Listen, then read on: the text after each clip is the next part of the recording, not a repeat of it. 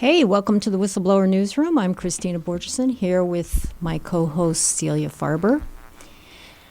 In keeping with a key aim of our show, which is to persistently focus on big third rail issues of our time, we have for you today, I'd call him super journalist, James Corbett, founder, webmaster. I would too.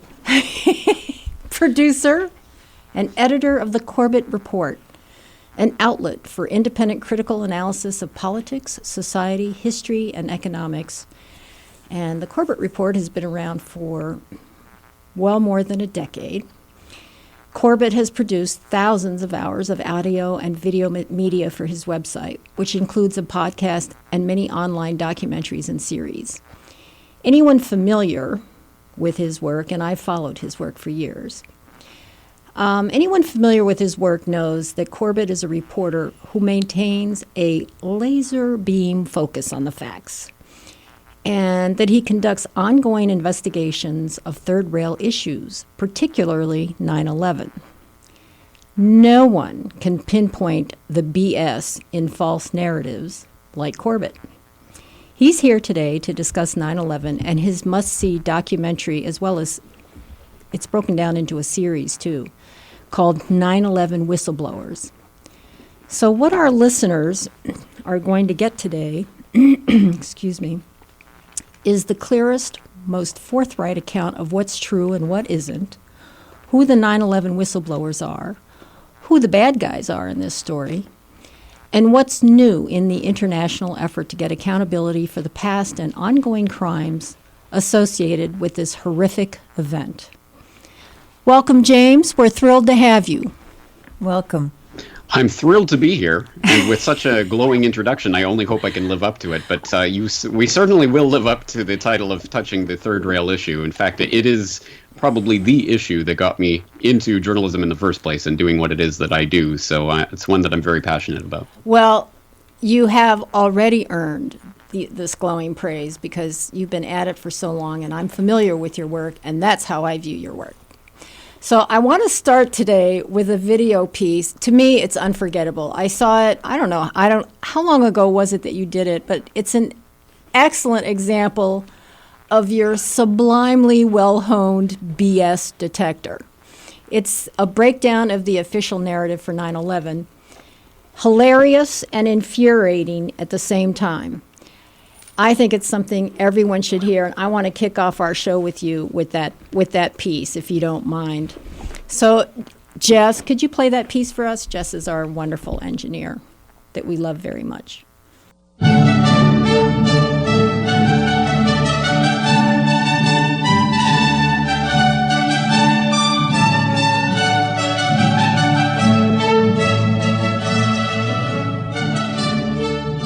On the morning of September 11th, 2001, 19 men armed with box cutters, directed by a man on dialysis in a cave fortress halfway around the world, using a satellite phone and a laptop, directed the most sophisticated penetration of the most heavily defended airspace in the world, overpowering the passengers and the military combat-trained pilots on 4 commercial aircraft before flying those planes wildly off course for over an hour without being molested by a single fighter interceptor. These 19 hijackers, devout religious fundamentalists who like to drink alcohol, snort cocaine, and live with pink-haired strippers, managed to knock down 3 buildings with 2 planes in New York. While in Washington, a pilot who couldn't handle a single-engine Cessna was able to fly a 757 in an 8,000-foot descending 270-degree corkscrew turn to come exactly level with the ground, hitting the Pentagon in the budget analyst office where DoD staffers were working on the mystery of the $2.3 trillion that Defense Secretary Donald Rumsfeld had announced missing from the Pentagon's coffers in a press conference the day before, on September 10th, 2001. Luckily, the news anchors knew who did it within minutes. Osama bin Laden. The pundits knew within hours. Osama bin Laden. The administration knew within the day. Terrorists who committed these acts and those who harbored them. And the evidence literally fell into the FBI's lap. That a hijacker's passport was found blocks from the World Trade Center crash site, if you can believe that. But for some reason, a bunch of crazy conspiracy theorists demanded an investigation into the greatest attack on American soil in history. That investigation was delayed, underfunded, set up to fail, a conflict of interest, and a cover-up from start to finish. It was based on testimony extracted through torture, the records of which were destroyed. It failed to mention the existence of WTC-7, Able Danger, P-TECH, Sibel Edmonds, OBL and the CIA, and the drills of hijacked aircraft being flown into buildings that were being simulated at the precise same time that those events were actually happening. It was lied to by the Pentagon, the CIA, the Bush administration, and as for Bush and Cheney, well, no one knows what they told it because they testified in secret, off the record, not under oath, and behind closed doors. It didn't bother to look at who funded the attacks because that question is ultimately of little practical significance. Still, the 9/11 Commission did brilliantly answering all of the questions the public had, except most of the victims' family members' questions, and pinned blame on all the people responsible, although no one so much as lost their job, determining the attacks were failure of imagination. Because Nobody in our government, at least, and I don't think the prior government that could envision flying airplanes into buildings. except the Pentagon, FEMA, NORAD, and the NRO. The DIA destroyed 2.5 terabytes of data on Able Danger, but that's okay because it probably wasn't important. The SEC destroyed their records on the investigation into the insider trading before the attacks, but that's okay because destroying the records of the largest investigation in SEC history is just part of routine record keeping. NIST has classified the data that they used for their model of WTC7's collapse, but that's okay because knowing how they made their model of the collapse would jeopardize public safety. The FBI has argued that all material related to their investigation of 9/11 should be kept secret from the public, but that's okay because the FBI probably has nothing to hide. This man never existed, nor is anything he had to say worthy of your attention, and if you say otherwise, you are a paranoid conspiracy theorist and deserve to be shunned by all of humanity. Likewise him, and her. And her, and her, and him. Osama bin Laden lived in a cave fortress in the hills of Afghanistan, but somehow got away. Then he was hiding out in Tora Bora, but somehow got away. Then he lived in Abbottabad for years, taunting the most comprehensive intelligence dragnet employing the most sophisticated technology in the history of the world for a decade, releasing video after video with complete impunity and getting younger and younger as he did so, before finally being found in a daring SEAL team raid which wasn't recorded on video, in which he didn't resist or use his wife as a human shield, and in which these crack special forces operatives panicked and killed this unarmed man, supposedly the best source of intelligence about those dastardly terrorists on the entire planet. Then they dumped his body in the ocean before telling anyone about it. Then a couple dozen of that team's members died in a helicopter crash in Afghanistan. This is the story of 9/11, brought to you by the media which told you the hard truths about his head could be seen to move violently forward. And they took the babies out of the incubators. And mobile production facilities. And the rescue of Jessica Lynch. If you have any questions about this story, you are a batshit paranoid tinfoil dog-abusing baby hater and will be reviled by everyone. If you love your country and or freedom, happiness, rainbows, rock and roll, puppy dogs, apple pie, and your grandma, you will never ever express doubts about any part of this story to anyone. Ever. This has been a public service announcement by the Friends of the FBI, CIA, NSA, DIA, SEC, MSM, White House, NIST, and the 9/11 Commission. Because ignorance is strength. Oh, You see, what a masterpiece. That's why I love James Corbett. This guy is brilliant, and he just gets right to the... Okay, so James, we want to talk about the 9/11 whistleblowers, because as you state at the very beginning of your longer documentary, I know you did separate smaller pieces on these people. People always say, oh yeah, well, 9/11, if it was a conspiracy, how come there are no whistleblowers? And you show that they are. So why don't you talk about the whistleblowers that you found? Well, I think it's first important to note that there's no definite article there. It's not the 9/11 whistleblowers, it's 9/11 whistleblowers, because I have collected here a handful of what I think are important stories to tell when it comes to 9/11 and whistleblowing, but certainly not the only stories to tell. And over the years, I've told the stories of a number of people, some of whom I mentioned in that video you just played, like Robert Wright, or people like that, Richard Grove and others who, Indira Singh, for example. Yeah.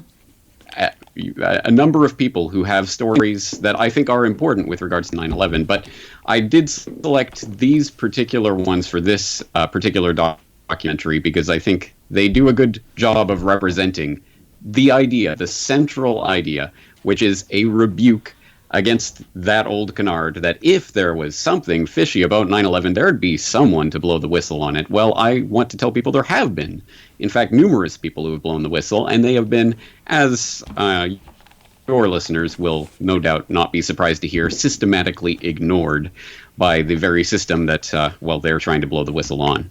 Right. So give us some of the narratives that you included in this in your documentary.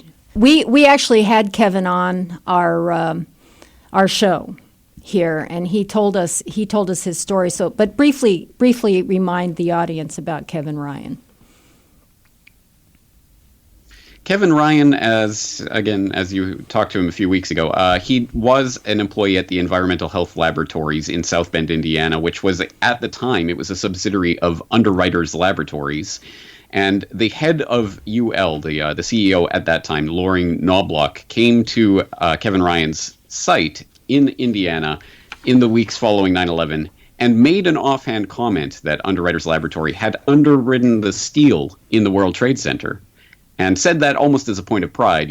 Underwriters Laboratories is so big and important, we underwrite everything, including the World Trade Center. Kevin Ryan filed that away. It wasn't until years later, as Underwriters Laboratory was assisting NIST in the official government investigation into the collapse of the towers, that comment started to resonate. Wait, we underwrote the steel in those buildings, but they collapsed exceptionally quickly. In fact, much quicker than would have been anticipated if they had actually lived up to their fire resistance ratings. So what's going on here? And again, as your listeners will hopefully know by now, Kevin Ryan went down that rabbit hole trying to explore what was going on and ultimately got fired from his job as a result of it because he started asking a few too many questions. Inconvenient to the questions. Person who is, inconvenient questions indeed to NIST itself. So he was summarily fired and then took up the torch and has in fact become an extremely dedicated 9/11 researcher and activist in the years since. So his story is fascinating, but as I say, your listeners should be familiar, hopefully, with that by now. But some of the other people that I talk about in the series include Kate Jenkins, which I find to be a particularly interesting story because I myself, obviously, I've been researching about 9/11 for many years. Kate Jenkins is a name that I may have seen on occasion, but I certainly hadn't delved into until I really got into production of this documentary. Yeah, and I wasn't familiar with her. It's a fascinating story. Yeah, go ahead.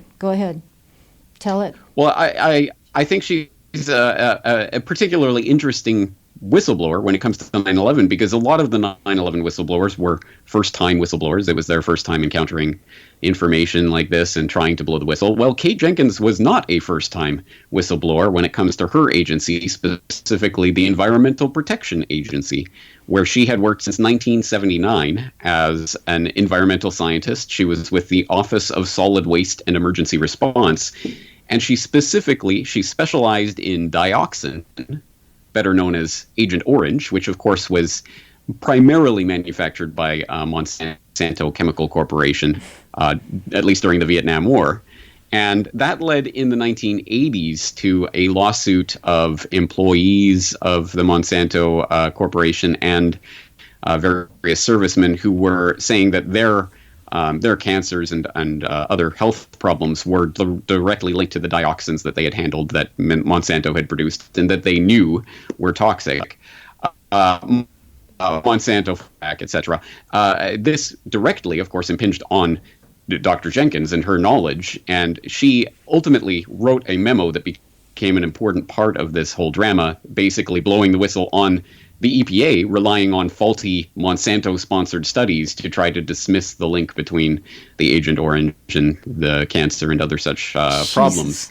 And that embroiled her in this years-long legal battle. They tried to oust her from her position. She appealed and eventually got her job and position back. And it was a years-long nightmare for her specifically. And I imagine at that time, once she got her position back, I imagine she probably thought that would be the end of that. The last buzzsaw she'd run into. Right. You're right, yeah.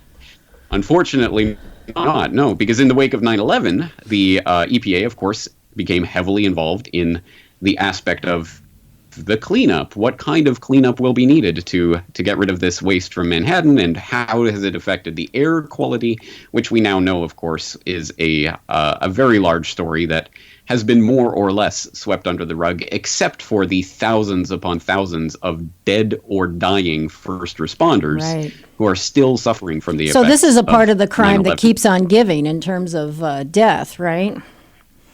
And the EPA is connected. So, yes. Yeah, EPA was connected to looking into what to use to clean it up, right? Exactly right, and the I think EPA at that time, EPA head Christine Todd Whitman is infamous for her statements directly in the wake of 9/11 that the air is safe to breathe, and yes, the first responders should probably wear a mask on Ground Zero itself on the as they're doing the cleanup, but for residents of Lower Manhattan, it's fine and it's safe to breathe, and that was the gist of EPA's response at that time. Uh-oh. I think he's gone out again. Anyway. Back. Okay, so you Hello. sort of... Yeah, we lost you for a second there. Yeah, so the EPA basically... Okay. The EPA basically falsified data, right? They diluted, like in their lab, they diluted the World Trade Center dust with water before testing it. They did something like that. Talk about what it is That's the EPA right. did.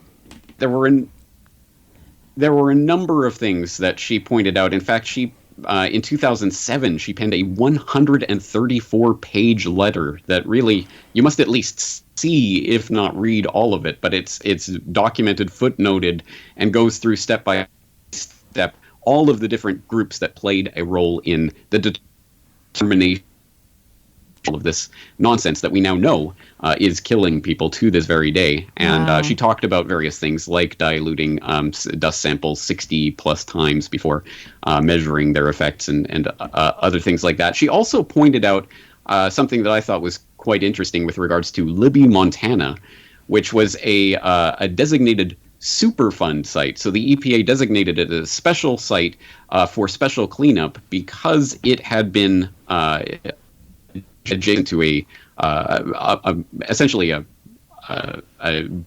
gillet mining operation, which for the entire area, including Oh gosh, this connection is terrible. the asbestos. Wait, you're going in and out. You're going to have to. Accruing in heaven. So it was a Superfund site for cleaning up that had asbestos, right? Is that what you were saying when you were going in and out?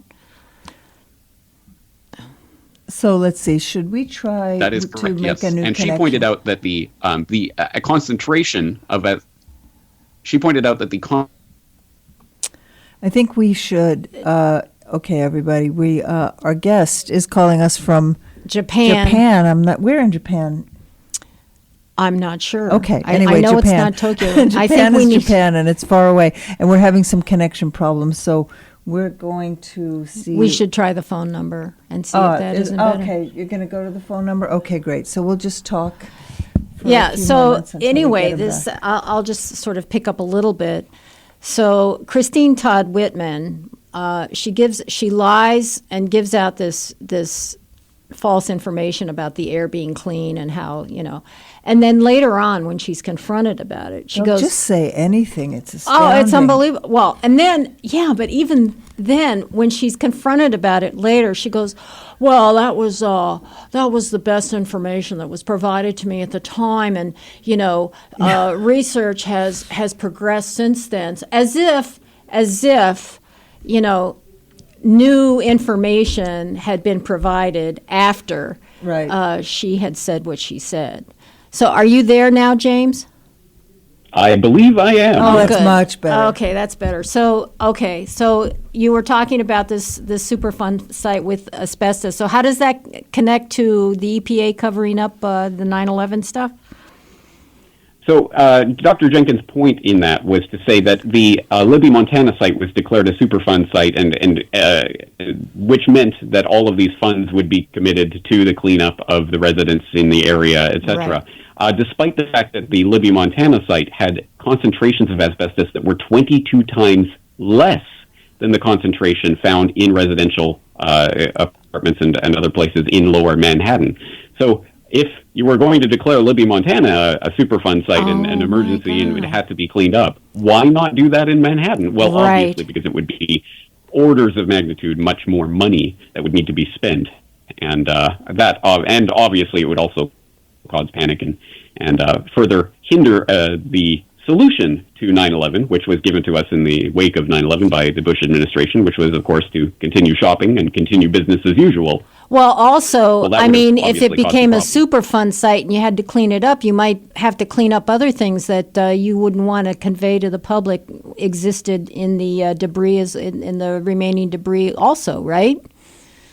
I mean, Well, certainly, I think, yeah, if we look at some of the other whistleblowers, including Kevin Ryan, talking about some of the other materials that are in that dust that would indicate evidence of an explosive event, for example, in the World Trade Center, that would be something they wouldn't want. But of course, there were many toxic materials that were contained in that dust, asbestos just being one example of that. right. So, okay, so they should have declared it a Superfund site based on other sites that they declared Superfund sites that were much less toxic. So, okay, so she blew the whistle. Kate Jenkins blew the whistle on that. Were there any repercussions for that? For her? There certainly were, and they were not long in coming. In fact, not only did she write that 134-page letter, which she addressed to then Senator Hillary Clinton, as well as Congressman Gerald Nadler and Carolyn Maloney, but she also, in 2000, I believe in 2008, or shortly thereafter, she penned a memo to the FBI, trying to get a criminal investigation launched based on her knowledge of this cover-up. Obviously, the EPA was not too happy about that, and coincidentally, in 2010, she was indeed fired from her position, but it was based on, so the EPA said, it was based on a workplace incident that stemmed from this silly back and forth that went on about there was someone who came in to clean her office that she was complaining he was wearing too strong of a perfume or something, and they interpreted her reaction as a threat, which as a physical threat against her supervisor. She's the tiny 5-foot-something woman against the 6-foot-something supervisor. They interpreted it as a physical threat and fired her for it. The long story short is that after 8 years of legal battle, 8 years of appeals, the final verdict finally came down last year that the EPA had improperly terminated her, that it was retaliation for her whistleblowing, that in fact, the EPA had deliberately destroyed a number of documents that they had been ordered to keep pertaining to her case, internal memos and communications. And so they ruled in her favor, and she has been restored to her position. To the best of my knowledge, she is still working for the EPA. Did the FBI ever follow up? Did the FBI follow up on her letter? Not to my knowledge, no. As far as I know, that FBI letter went into a black hole and was did not result in a criminal investigation. So now talk about Barry Jennings. He's no longer with us, right? He died, but his story is extremely interesting. I mean, talking about the explosives evidence, it's his story is very interesting. Right. Well, it seems that he died, which is another interesting part of this tale, a strange addendum to the tale. But to set the table, Barry Jennings was the Deputy Director of Emergency Services for the New York City Housing Authority on 9/11. And so that morning he was called into World Trade Center Building 7, which was where the Office of Emergency Management had been placed by the Giuliani administration, mayor of New York, of course, at that time, several years earlier, amidst much controversy. It was a very controversial decision to place the Office of Emergency Management in World Trade Center Building 7 directly across from the Twin Towers that had been targeted for terrorist activity in 1993. So that was a whole other thing. But on the morning of 9/11, Barry Jennings was called to the Office of Emergency Management. He arrived. He went up the elevator with someone that he did not know at that time, but later turned out to be Corporation Counsel Michael Hess. And the two of them ended up stumbling out into the Office of Emergency Management, which was completely abandoned. Now, according to Barry Jennings' timeline, they entered the building shortly after the first plane hit the North Tower at 8:46. And so it was around 9 a.m.-ish that they arrived at the Office of Emergency Management. The entire floor was completely abandoned. They said there was steaming cups of coffee. There was half-eaten sandwiches. The place had been abandoned in a hurry. After trying to ascertain what was going on, calling their supervisors, Barry got a hold of someone who said, "Are you actually in the building? Get out of there now." At which point, Michael Hess said, "The elevators aren't working. I found a stairwell. Let's go." And they started running down the stairwell. And at that point, according to Barry Jennings' testimony, there was an explosion somewhere down below them, down from the lobby area. They got to I believe, the 6th floor of the building stairwell before they were blown back up by an explosion that took place below them. And the 6th floor was, at least the stairwell was pretty much obliterated. Destroyed. Yeah. Obliterated. He said they had to pull themselves up to the 8th floor, where getting their bearings, according to Barry Jennings, he could see that one side of the building, Building 7, was not there. He said you look one way, there's the building, you look the other way, it's not there. And he said he could see the Twin Towers. He did make a point of that they were both still standing. Oh, And, interesting. What? Wait a second. This explosion in half the building of 7 is blown away while the Twin Towers are still up? Is that what you just said? This is the story that Barry Jennings told, yes. And that, of course, for anyone who doesn't understand, that, of course, goes against the narrative of the day, which is that all the damage that took place in World Trade Center Building 7 was a result of the collapse of the Twin Towers. And it was the debris raining down on World Trade Center Building 7 that caused the fires that eventually resulted in the destruction of the building at 5:20 p.m. that afternoon, which still a large number of people don't even know about. But yes, there were 3 buildings that completely collapsed that day. World Trade Center Building 7 was the 3rd. Right. So this is extremely important. And again, we are going based on Barry Jennings' testimony here. And he did make a point of stating this quite clearly. But it was not for several years, actually, after the incident that he was finally tracked down based on a TV clip of just a short interview he had given on that day, which found its way into the hands of Dylan Avery and Jason Burmis, documentary filmmakers who, of course, were behind the Loose Change documentary, which was the first really viral internet documentary phenomenon back in the early 2000s. They found this clip, and they tracked Barry Jennings down, asked him for an interview. He was happy to grant it to them. He intimated to them he did know their work, so he was not unaware of what it was they were doing. And they were at that time preparing, I believe, for the final cut or the 3rd edition or something like that of Loose Change. So they did take him. They went with him in a van. He drove them to an area where they could get a shot on top of a building where they had a 20-minute sit-down interview with him.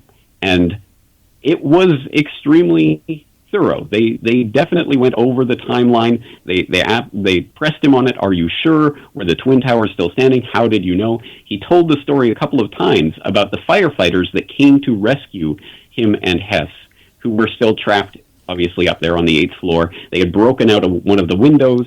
They were screaming, calling for help, and some firefighters had responded.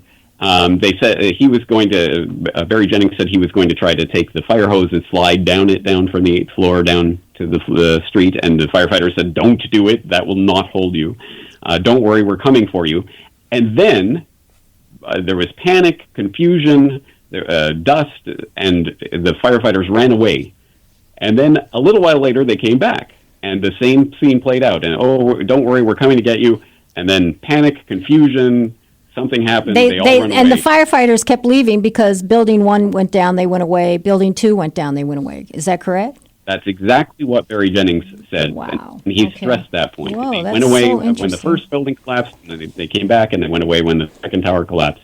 It was the collapses that they were responding to. So Meanwhile, he was quite half insistent the on other this, half of Building 7 is already gone. according to his testimony. So again, I keep going back to this because it is certainly possible in the confusion of the day that perhaps, I mean, maybe he had the timeline wrong. Maybe there was something different going on than what he understood or could see from his window. But that is exactly, that's the insistent. But the key thing, very insistent. The key thing, though, is him talking about the explosions from below and his talking about the lobby having been, he walked into a perfectly clean lobby. I mean, everything was intact, and then he left out of a hole in the wall from that lobby, and the lobby was obliterated. right? Exactly right. In fact, he said it looked like King Kong had stepped through there, and he said that he couldn't even tell it was the lobby. He had to ask a firefighter, "Where are we?" He said, "This is the lobby." He couldn't believe that was now, the lobby that he had come let's also remember that NIST, which is the National Institute of Standards and Technology, that's the government's government office that was looking into what caused these buildings to be destroyed. They actually, at one point, they basically came out and said they were destroyed due to ordinary office fires and something called thermal expansion, meaning these fires burning slowly were, wearing down the building or something, and then it collapsed, which, it just, even to somebody who doesn't know anything about much, that just makes no sense at all, that a steel structure, little office fires would bring down a steel structure.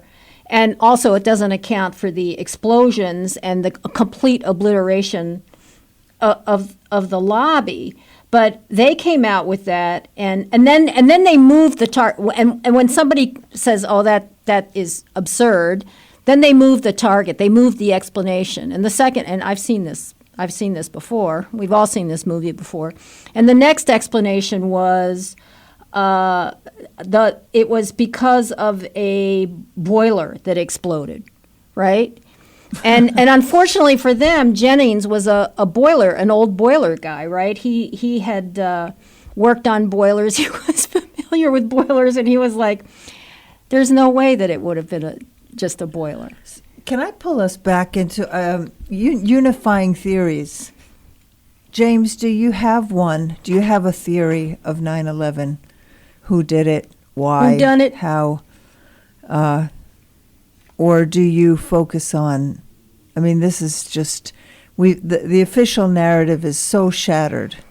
And by the way, that clip is one of the most extraordinary things I've brilliant. ever. It's and great. It's so funny, and you find yourself. I was just laughing, and I thought, "Oh my God, I'm laughing at 9/11." But it's masterful.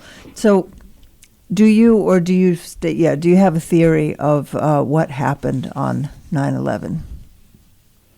I certainly have my ideas based on the research that I've done over the years of various things that line up better than the official story, but I wouldn't claim to have the unifying theory, the details of who did what on what day and how it all went down, precisely because all of the relevant information has been so thoroughly covered up and suppressed that, yes, we can make informed speculation, essentially, from our ringside. Well, let's break it down a little. Do you have a theory about who most people seem to believe? Okay, funding. Saudi Arabia. What? Certainly there was. I think they're part trail. of something. They might be part of something. Well, I'm not being very. Okay, James, you tell us who you. Celia's giving me the hairy eyeball. I don't know if Saudi Arabia is the first country that comes to mind, to be perfectly honest. We all have our different pond where we swim around and get our information. Where I've been, that's obvious. That Saudi her Arabia. pond is the Saudi Arabia pond. There certainly is a money trail that leads back to Saudi Arabia, especially the royal family, including, of course, Prince Bandar Bush and his connections to funding some of the alleged hijackers, and I always say alleged because there's a lot to say about that side of the story as well, funding, including the ones that were allowed into the country despite being on terrorist watch lists, despite being under CIA purview, living with an FBI informant in Los Angeles. The story gets crazier and crazier. But when it comes to the unifying theory, my take on this and any other major deep state event that is world-changing in its implications, like a JFK assassination, like a 9/11, is that these types of things generally, I think, do not happen because they benefit one particular player in one particular way. No, it's a convergence of many different players who have reason to be involved in a plot like this, which is, I think, sort of spreads out the responsibility so that you may be able to pull a smoking gun here and say, it's all Saudi Arabia. But, of course, that finger pointed out at Saudi Arabia will have you know. I didn't mean to You know imply what? that at all. I just The meant reason why funding. the Saudi Arabia alone doesn't make any sense to me is, I mean, No, if you not talk Saudi wait, Arabia alone hang on, for hang on. 9/11. Just for, where I was just talking about the funding. Okay, part. no, but yeah. but even the funding, because if you look at the next whistleblower on the list that I wanted you to talk about, that guy Michael Springman, if you look at his experience, you've got to say that there's some CIA fingerprints in this story somewhere. Well, of course. Oh, absolutely. So, yes. could you talk about there's him and intelligence agency fingerprints, not just CIA, but certainly CIA, and that does directly impinge on Michael Springman's case. But before we get to that, I should say that I think the money trail question is exceptionally a vitally important question when it comes to 9/11, and it's why I did a documentary a few years ago called 9/11 Trillions. Which you can find corbettreport.com/911trillions. It's up there for free, like all my work. And I do explore that issue of the funding and the money side of it from many different perspectives, because like any criminal investigation, the first thing a good criminal investigator will do, follow the money. Exactly. Follow the money. So where did the money come from for 9/11? Where did the money go for 9/11? What does it have to do with Donald Rumsfeld's announcement of a new war on September 10th, 2001, against the Pentagon's own bureaucracy, because, whoops, we're missing $2.3 trillion. The story is crazy from a number of levels, one of which is provided by the Michael Springman case, as you mentioned, who was working in the Jeddah consulate of the U.S. consulate in Jeddah, I should say, as a consular officer approving visas for people wanting to travel to the United States. And Jeddah, Saudi Arabia, I should say he was doing this in the late 1980s. I believe he arrived in 1987, and I believe he was gone by 1989, I want to say. I may be off by a year or two, but at any rate, he was in the late 1980s working there at the U.S. consulate in Jeddah, where, according to his story, and it's a voluminous story, there's lots of twists and turns, but the long story short is that he was essentially, he was approving visas for terrorists. He was being forced to approve visas for terrorists, right? I mean, he would say no, and they say, you want to keep your job. Right. There was a lot of pressure. In fact, he was rejecting a number of visas that were then being overturned by higher-ups in the consulate, who, of course, were CIA. Michael Springman, part of his story is that he was approving visas. He was denying visas to pre-suspect visa applicants that was then being overturned by his superiors, who he discovered were working with the CIA and NSA and other intelligence agencies. And that is an exceptionally important part of the story, because who were they approving visas for? It was essentially the Afghan, the Arab Afghans, as they were called at that time, the Golden Boys in Afghanistan. Under Osama bin Laden, right? Who were under... Exactly right. Who at the time was working with the CIA, who was lauded in the international press, including by Robert Fisk, who I believe in 1993 even wrote a glowing journal article, I believe in the Independent, about this warrior for peace, who's now setting the Middle East on the path to reconciliation or something like this. I mean, it was obviously a very different narrative for a very different time, but essentially Al-Qaeda, or at least the seed of what became known as Al-Qaeda, was being shipped into the United States for training at that time, and it was largely through the Jeddah consulate, or at least one part of it was through the Jeddah consulate, and Michael Springman had a direct part in that story, which he blew the whistle on. This is important for 9/11, not only because it obviously Osama bin Laden and Al-Qaeda being shipped to the U.S. For training, but more importantly, Jeddah just happens to be the consulate at which 15 of the 19 alleged 9/11 hijackers received their visa to enter the United States. Wow. This is beyond coincidence that almost every single one of the people on that list, at any rate, did receive their visa from that particular office. And one consular officer, Shayna Steiger, right? She issued 12 of the 14, and boy, she's never come forward.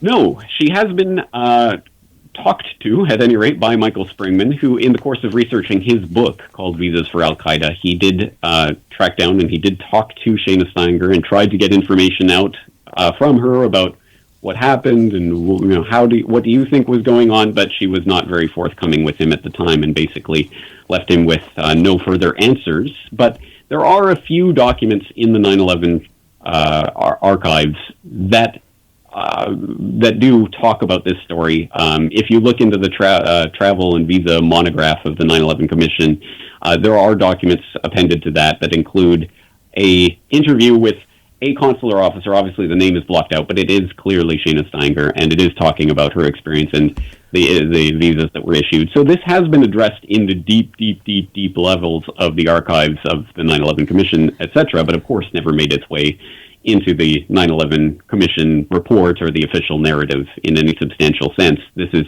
a footnote of a footnote that, oh, by the way, one consular officer approved 12 or was it 14? There's different ways of counting because she issued multiple visas to some of these applicants. It's a very confusing story when you get into those weeds. But at any rate... Well, it says she gave the visas on false info or incomplete applications, even though they gave false information and on incomplete applications. So the whole thing is that obviously something smelled there. But I need to ask a question about the hijackers. James, one hears often that the hijackers or some of them were found still alive after 9/11. What's your take on that? Yes, it's one of those claims that sounds so outlandish that it could not possibly be true, and it's the kind of thing that most people would roll their eyes at. And you'd think, oh, it's just in the confusion of the few weeks after 9/11. Obviously, there was a lot of conflicting information, and some people just got confused. Right. But the more you look into it, the more there is something important and substantial there that was firmly and seemingly for all time just swept aside in late September. So the exact timeline involves, I believe, on September 14th, the FBI issued its first memo, essentially, that made it into pretty much every broadcast around the world, that these are the 19 men that we believe were the hijackers. And over the course of the next 2 weeks, there were a number of articles coming out everywhere, BBC, Independent, ABC News, everywhere that you could think of, reputable sources, quote unquote, that were all digging up information about, well, this person that they've named has turned up in Saudi Arabia, and he claims, well, I'm a pilot, but and my passport was stolen in the 1990s, but I'm obviously alive, and here I am. Yeah, Walid al-Shari from Morocco protested the use of his name and photo as a hijacker, and the FBI had to apologize to another one of them because he wasn't, I forget the name of the other guy. Abdul Rahman Yeah. al-Omari, yes. In fact, there were several different instances of that, and again, some of them had slightly different names or a different middle name or these types of things. So you might think it was simply a case of mistaken identity, except, of course, there were other interesting reports going around at that time, including one by Newsweek that reported that 5 of those people on that list had actually trained at secure U.S. military installations in the 1990s. They had sources at some of those installations talking about some of the people on that list. It was a major story for a week or so until the DOD, I believe it was the DOD. I seem to have a recollection of Condoleezza Rice at some point addressing this, but at any rate, at some point there was the official U.S. government word that, don't worry, we checked into that, and although some of the names and details were the same as the people on that hijacker list, don't worry, we checked into it, and it's different people. And that was the end of it, and that was the extent, to my knowledge, of any information that was given out at that time. Mr. Mueller, who just recently ran Russiagate, he was forced to admit that the FBI wasn't certain that some of the hijackers were actually hijackers. Yeah. He actually came out. He did come out and say that right before the FBI issued its final list of hijackers that included pictures, and that to this day is the official list. Right. It's extremely strange because there are multiple pictures of some of these alleged hijackers that clearly are different people. They are not the same person. So one of these is not the right person. Where did this photo come from? Who is this? I think this is an important issue because, at the very least, it certainly raises the specter of at least identity theft of some sort. I mean, there are some people who claim that my passport was stolen in the 90s, but I'm still alive.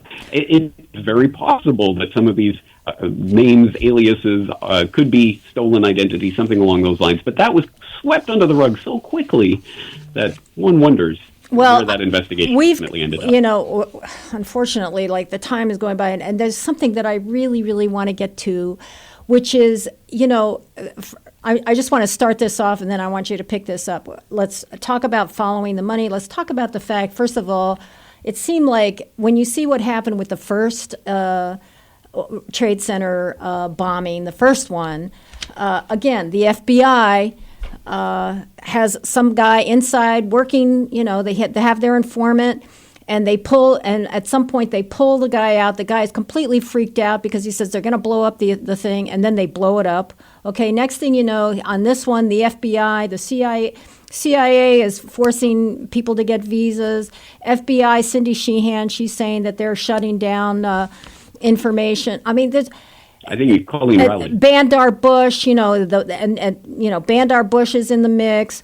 Then you know, George Bush, when the whole thing happens, says, hey, you know, he tries to, like, not have an investigation. Then he tries to put, you know, Kissinger in there. So let's paint, and you know more about all this than I do, obviously. Paint the whole picture in terms of the interested parties and the money portion, if you can, just try and pull it all together. Yeah, well, I think a good window into that is the formation of the 9/11 Commission, which is one part of this whistleblower story, because it will come as a potential shock to a lot of the people out there, certainly a lot of the general public, American public, that, in fact, some of the most notable 9/11 whistleblowers are the 9/11 commissioners themselves. Right. Oh, wow, I never knew that. Yes, it is. Again, this is so unbelievable.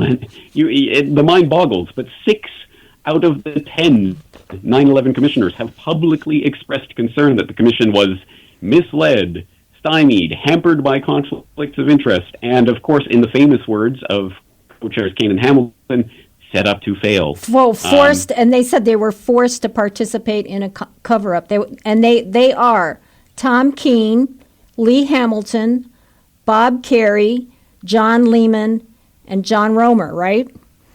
Tim Romer and Max Cleland. And Max Cleland. I'm and sorry. I hope they don't take any helicopters in. And interestingly, Bob Kerrey said in 2009 that 9/11 was a 30-year-old conspiracy. What was he talking about? That's an excellent question, and one that you would think that any reporter looking to make their name would trip over themselves to ask. Oh, here is a 9/11 commissioner saying that 9/11 is a 30-year conspiracy. What does he mean? Well, let's ask a follow-up. But, of course, that has never happened. That particular statement comes from a clip, which you can watch online, that was put, it was a question that was put to Bob Kerrey after a speech that he made in, I believe, Los Angeles back in 2009.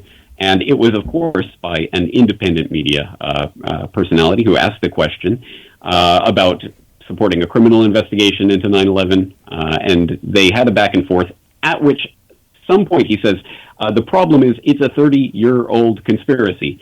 And the independent media reporter says, no, I'm talking about 9/11. And Kerry says, that's what I'm talking about, and then walks away. Again, what does he mean by that? Now, there are various conclusion or various ideas that we could come up with. For example, in 2009, 30 years would be 1979. So it is possible that he's talking about Operation Cyclone to get the United States involved in Afghanistan to draw in the Soviets, which eventually led to the creation of Al-Qaeda, etc. Maybe he's talking about that narrative. But again, how do we know until someone asks him? Right. This does not seem like rocket science, but the fact that no one will go near this story with a 10-foot pole is probably a sign that there's something there.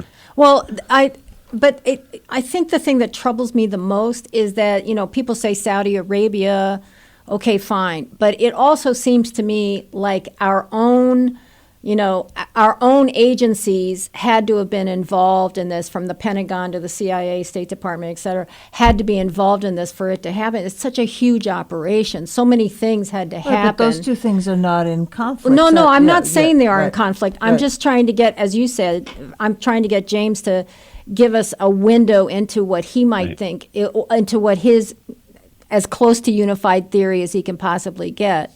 You know, what he thinks actually happened Saudi and Arabia is our ally. Who did what. Right. Well, let's put it this way. Last year, on the 9/11 anniversary, I released a documentary called 9/11 War Games, which goes into as much detail as I possibly could within a 1-hour documentary about the war games that were being held on 9/11 and that directly affected the air response that day.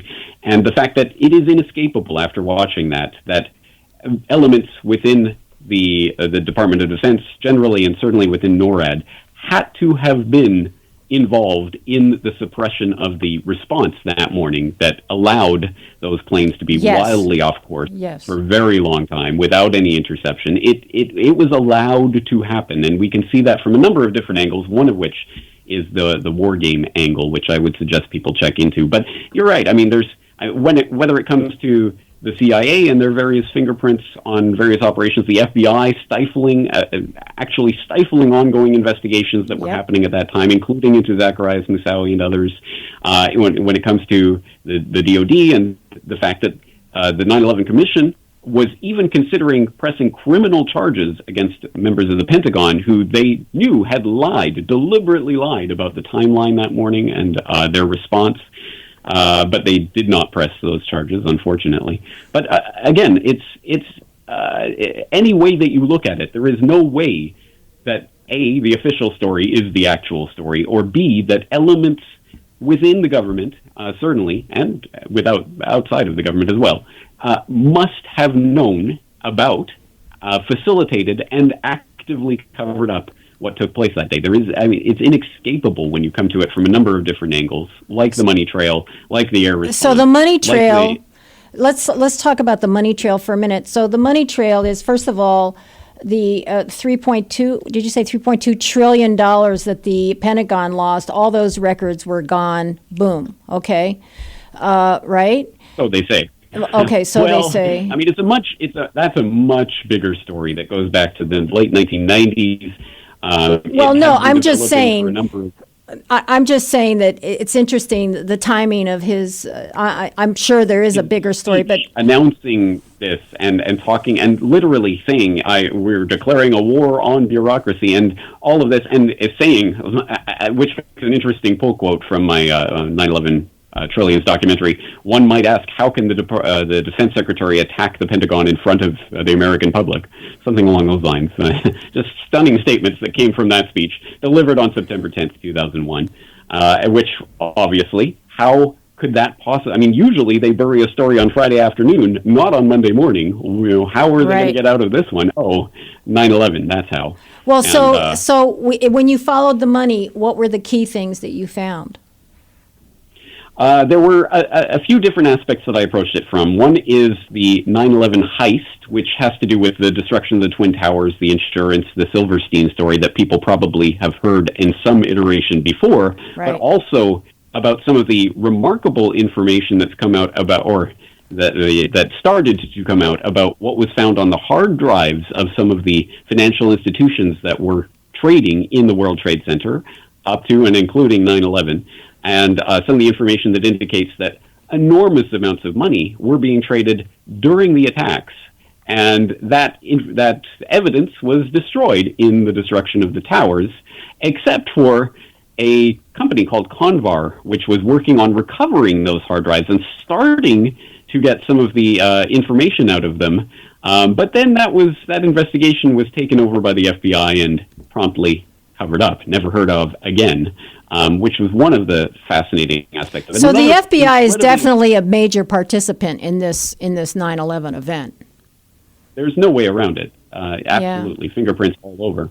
9/11 insider trading, which again is a story that was largely reported in those weeks following 9/11, that there was massive amounts of money that was being put in put options famously on the airlines, but less famously, there were a number of companies that were involved in those attacks, that were directly impacted by those attacks, that there was an unusual increase in put options, and that's not a subjective statement. That has been reviewed by, I want to say 3 separate scholarly research papers over the past decade have concluded there is no doubt there was some sort of foreknowledge of attacks that were being traded on.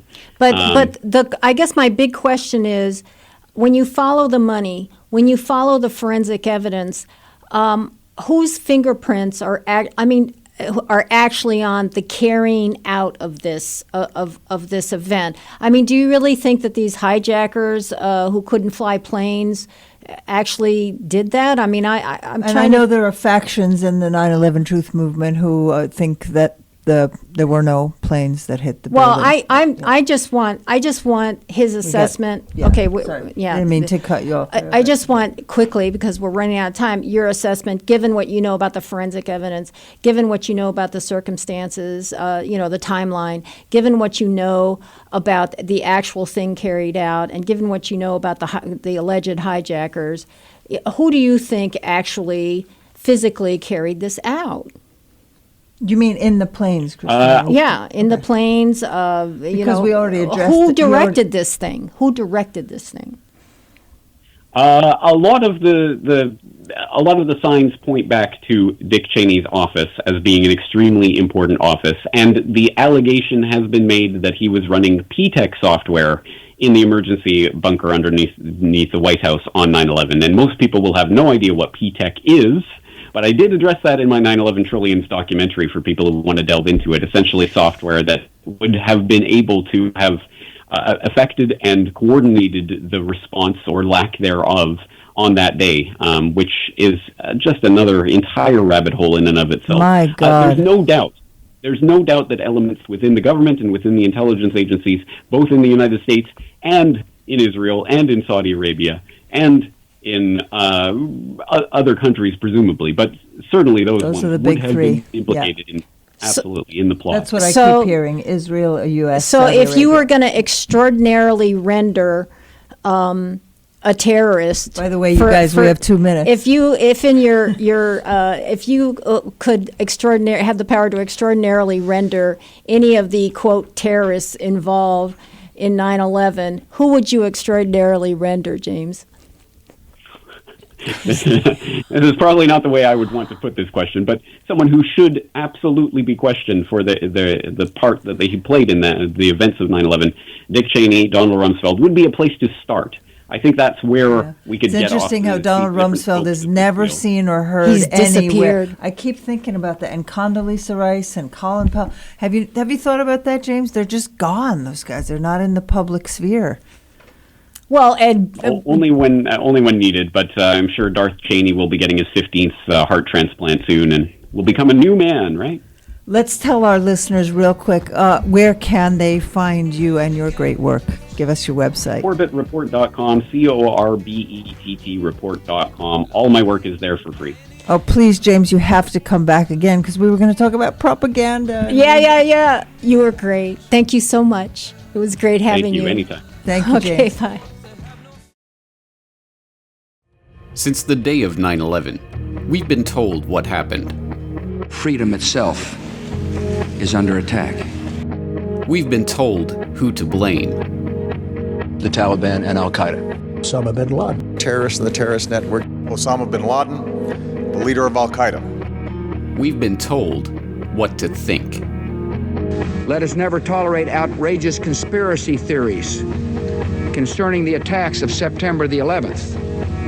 But if you haven't seen 9/11 Trillions or 9/11 War Games, you don't know anything about 9/11. Some might ask, how in the world could the Secretary of Defense attack the Pentagon in front of its people? We had 4 war games going on September 11th. $8.5 trillion. The most extraordinary coincidences in the history of mankind. I've never seen so much real-world stuff happen during an exercise. It is, I was going to say terrifying. 9/11 Trillions and 9/11 War Games. Watch the documentaries for free online, or, for the first time, own them on DVD today. Go to corbettreport.com/shop for details.